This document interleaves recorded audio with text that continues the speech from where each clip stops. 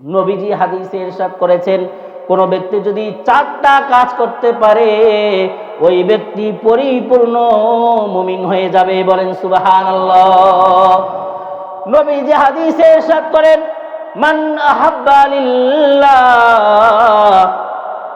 কোন মুসলমান যদি কাউকে আল্লাহর জন্য ভালোবাসতে পারে, এই ভালোবাসা মানে অবৈধ ভালোবাসা নয়। একজন নারী যার সাথে পর্দা করা আপনার জন্য ফরজ, আল্লাহ তাআলা কোরআনে এজন্য ইরশাদ করেছেন, লা তাকরাবুজ জিনা ইন্নাহু কানা ফাহিশা, আমার বান্দারা তোমরা জিনার কাছেও যেও না, কারণ জিনা হলো একটা অশ্লীল বিষয়। বলেন নাউজুবিল্লাহ। হাদিসে নবীজি ইরশাদ করেন, মান আহাব্বা লিল্লাহ, ভালোবাসতে হবে আল্লাহর জন্য। কার জন্য? একটু আওয়াজ দিয়ে বলেন, কার জন্য? আল্লাহর জন্য। আমরা যদি কাউকে ভালোবাসতে পারি, মান আহাব্বা লিল্লাহ, আল্লাহর জন্যই কাউকে ভালোবাসা, তাহলে আল্লাহর জন্যই যদি আমরা কাউকে ভালোবাসতে চাই, কাকে ভালোবাসবো? আমাদের প্রিয় নবীকে, আল্লাহকে আমরা ভালোবাসতে হবে, ঠিক কিনা? এখন আমরা যদি আজকের এই ভ্যালেন্টাইন্স ডে একজন পরনারীর সাথে কথা বলি, অবৈধ সম্পর্কে জড়িয়ে যাই, তাহলে আমাদের জন্য আল্লাহর ভয়ানক আযাব অপেক্ষা করছে। বলেন নাউজুবিল্লাহ।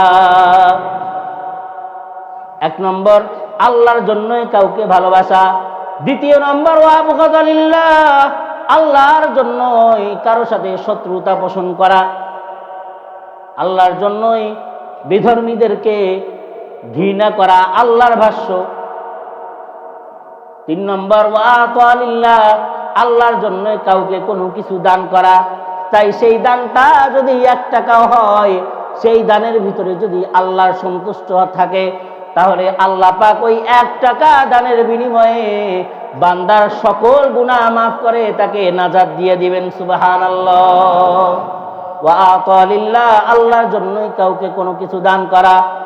ওয়া মানা লিল্লাহ, আল্লাহর জন্যই কাউকে দান করা থেকে, কোনো কিছু দেয়া থেকে নিষেধ, বিরত থাকা, অর্থাৎ বিধর্মীদের ধর্মীয় কোনো কাজে দান না করা, এটা হলো আল্লাহর জন্য। বিধর্মীদেরকে এমনি সাহায্য করা যাবে, সহযোগিতা করা যাবে, তবে তাদের ধর্মীয় কাজের জন্য মুসলমান দান করতে পারে না। ওয়া মানা লিল্লাহ, আল্লাহর জন্য কোনো কিছু থেকে বিরত থাকা, নিষেধ করা।